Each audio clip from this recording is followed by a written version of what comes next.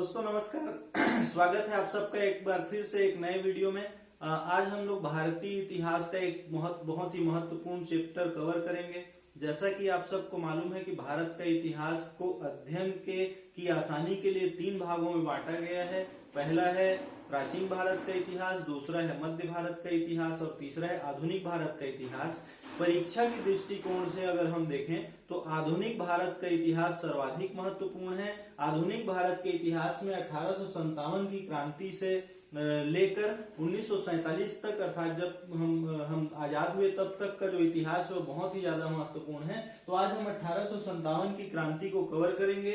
1857 की क्रांति में सबसे पहला टॉपिक है इसका प्रारंभ कहां से हुआ। तो दोस्तों इसका प्रारंभ हुआ 29 मार्च से बैरकपुर छावनी में। बैरकपुर एक जिला, एक स्थान है जो कि पश्चिम बंगाल में है। यहाँ एक सैनिक हुए मंगल पांडे। मंगल पांडे ने इस विद्रोह का प्रारंभ किया। मंगल पांडे ने बैरकपुर छावनी के 2 ब्रिटिश सैनिकों की हत्या कर दी। इसके आरोप में 8 अप्रैल 1857 को मंगल पांडे को फांसी दे दी गई। 8 अप्रैल को जब इनको फांसी दी गई तो इसका काफी विरोध हुआ और 10 मई से 1857 की क्रांति की शुरुआत हो गई। लेकिन हमको एक चीज याद रखना है कि 1857 की क्रांति के लिए पहले जो डेट निर्धारित किया था आंदोलनकर्ताओं ने वो थी 31 मई की। लेकिन इस घटना के परिणाम स्वरूप ये प्रारंभ कब से हो गई?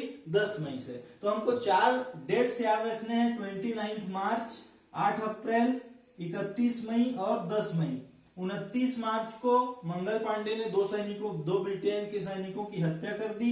8 अप्रैल को इनको फांसी दे दी गई। 10 मई को 1857 की क्रांति की शुरुआत हो गई और 31 मई वो दिन था जिस दिन को प्रारंभ के लिए तय किया गया था। अब देखते हैं कि 1857 की क्रांति का विस्तार कहां कहां हुआ। तो दिल्ली, लखनऊ, कानपुर, ग्वालियर, झांसी, इलाहाबाद, जगदीशपुर, बरेली, मेरठ और मध्य भारत। दिल्ली, लखनऊ, कानपुर, ग्वालियर, झांसी, इलाहाबाद, जगदीशपुर, बरेली, मेरठ और मध्य भारत अगर मोटे मोटे तौर पर देखें तो उत्तर प्रदेश, बिहार, मध्य प्रदेश और दिल्ली। ठीक है, ये जो शहर थे यहाँ पर ही 1857 की क्रांति का मुख्य रूप से प्रभाव था। अब देखते हैं कि 1857 की क्रांति हुई क्यों, इसका कारण क्या था। तो सबसे पहला कारण है राजनीतिक कारण। राजनीतिक कारण में पहला कारण है वेलेजली की सहायक संधि। एक गवर्नर जनरल आया था लॉर्ड वेलेजली। लॉर्ड वेलेजली ने क्या किया कि भारतीय जो राजा थे, जो भारतीय रियासतें थी, उन पर सहायक संधि लाद दी। सहायक संधि में प्रावधान ये था कि प्रत्येक भारतीय राजा को अपनी रियासत में कुछ ब्रिटेन सैनिकों की एक टुकड़ी रखनी पड़ती थी और उस टुकड़ी का सारा खर्च उस संबंधित रियासत को देना होता था। तो इससे ब्रिटेन के लोगों को फायदा यह होता था कि एक तो उनके सैनिकों का खर्चा बच जाता था, वो दूसरे पर लाद देते थे, और दूसरा उस रियासत की जासूसी भी इनके माध्यम से करा ली जाती थी। दूसरा राजनीतिक कारण है डलहौजी की हड़प नीति। डलहौजी जब आया तो उसने एक हड़प नीति का सिद्धांत, व्यपगत का सिद्धांत जिसको बोलते हैं, या डिवाइन ऑफ लेफ्ट बोलते हैं, उसको लागू किया। और उसने क्या किया कि जिन राजाओं की अपनी संतान नहीं थी, जिनके वारिस नहीं थे, उनको भी हड़प लिया।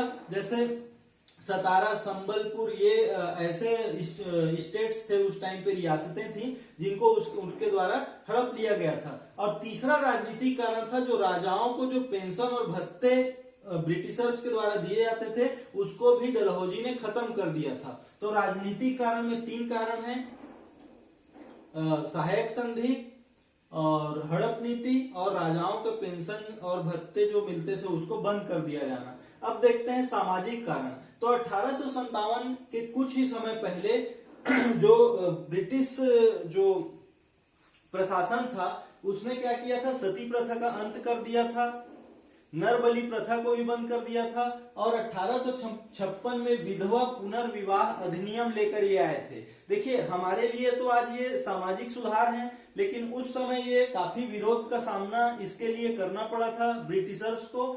जब सती प्रथा काफी पहले से चली आ रही थी, उसको 1829 में एक इन्होंने बिल लाए और उसके माध्यम से बंद कर दिया। विधवाओं का पहले पुनर्विवाह नहीं होता था, लेकिन विधवा पुनर्विवाह इन लोगों ने प्रारंभ कर दिया। उसके लिए भी इनको काफी विरोध का सामना करना पड़ा। तीसरा है दोस्तों धार्मिक कारण। तो धार्मिक कारण में क्या है कि 1813 में एक चार्टर एक्ट लाया गया इन लोगों के द्वारा, ब्रिटिशर्स के द्वारा, और चार्टर एक्ट में यह प्रावधान किया गया कि अब जो ईसाई धर्म था और जो ईसाई धर्मावलंबी थे वो अपने धर्म का प्रचार पूरे भारत में, पूरे देश में बेरोक टोक कर सकते थे। ये 1857 की क्रांति का प्रमुख धार्मिक कारण बना। दूसरा, ये क्या करते थे कि हमारे साथ ये रंग भेद की नीति करते थे, काले और गोरे का जो भावना थी वो इनमें बहुत ज्यादा थी। तो ये दो धार्मिक कारण हैं। उसके बाद है सैनिक कारण। तो सैनिक कारण में जो सबसे बड़ा सैनिक कारण माना जाता है वो ये है कि पहले सैनिकों को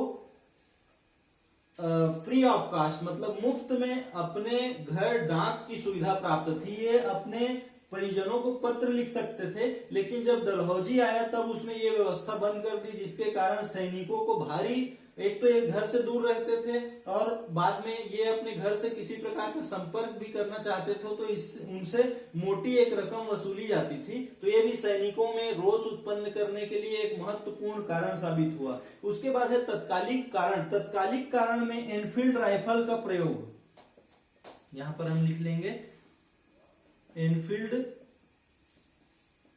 राइफल का प्रयोग। जब एनफील्ड राइफल आया तो जो कारतूस होता था उसमें एक कवर लगा होता था, तो कवर को सैनिकों को अपने मुंह से छीलकर फिर राइफल में लगाना होता था।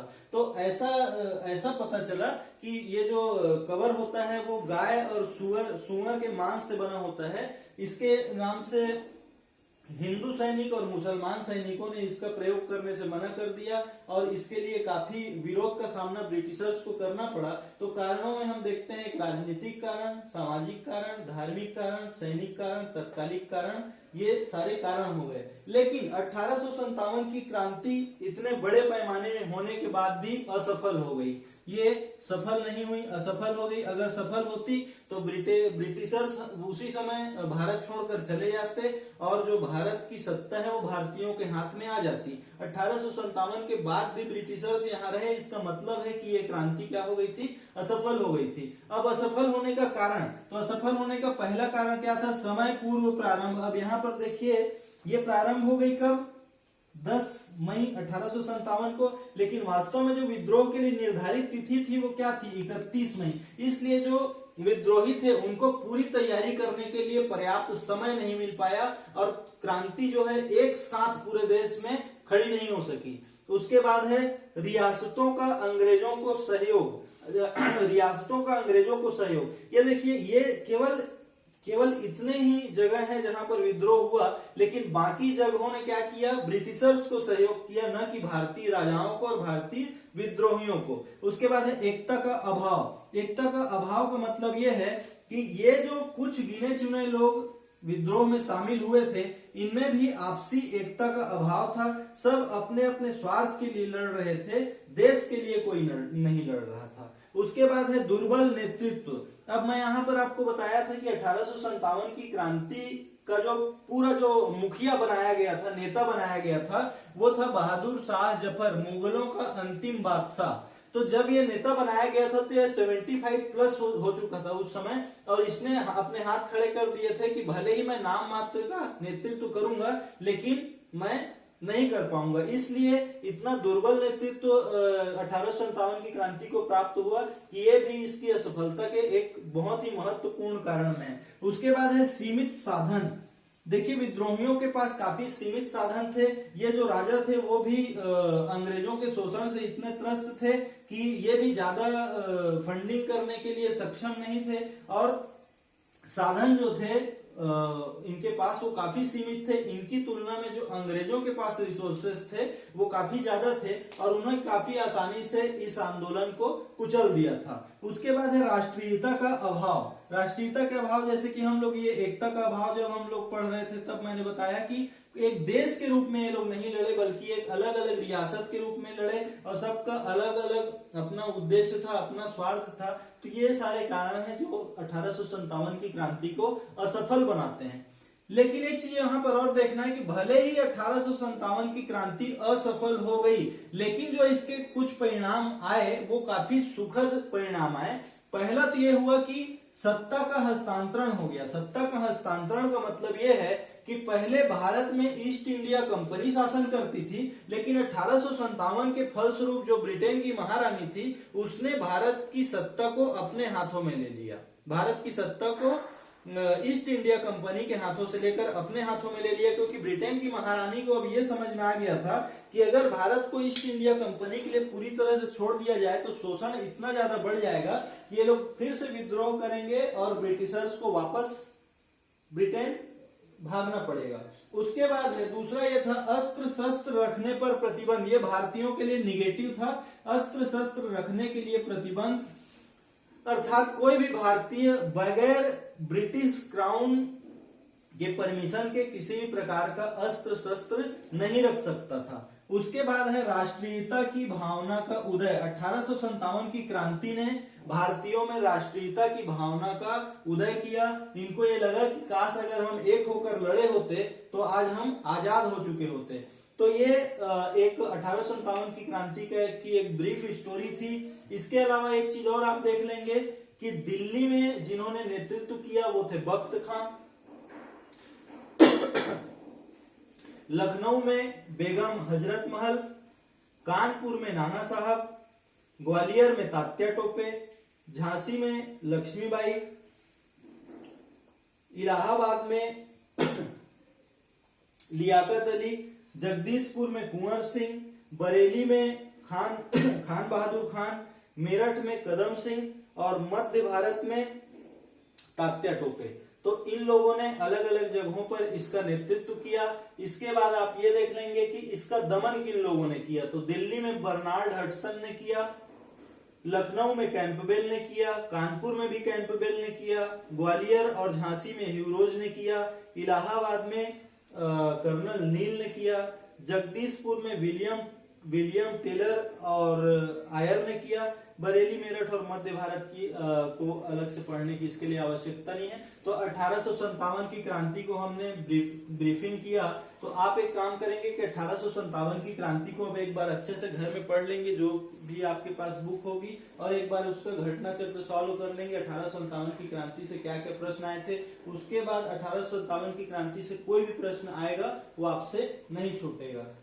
तो ठीक है दोस्तों, और कोई अगर आपको डाउट है तो आप उस नंबर पे व्हाट्सएप कर सकते हैं या यूट्यूब में ही कमेंट कर सकते हैं। अगर आपको वीडियो अच्छा लगा तो सब्सक्राइब कर सकते हैं। वीडियो में आप हमारे साथ बने रहे, इसके लिए आपका बहुत बहुत धन्यवाद।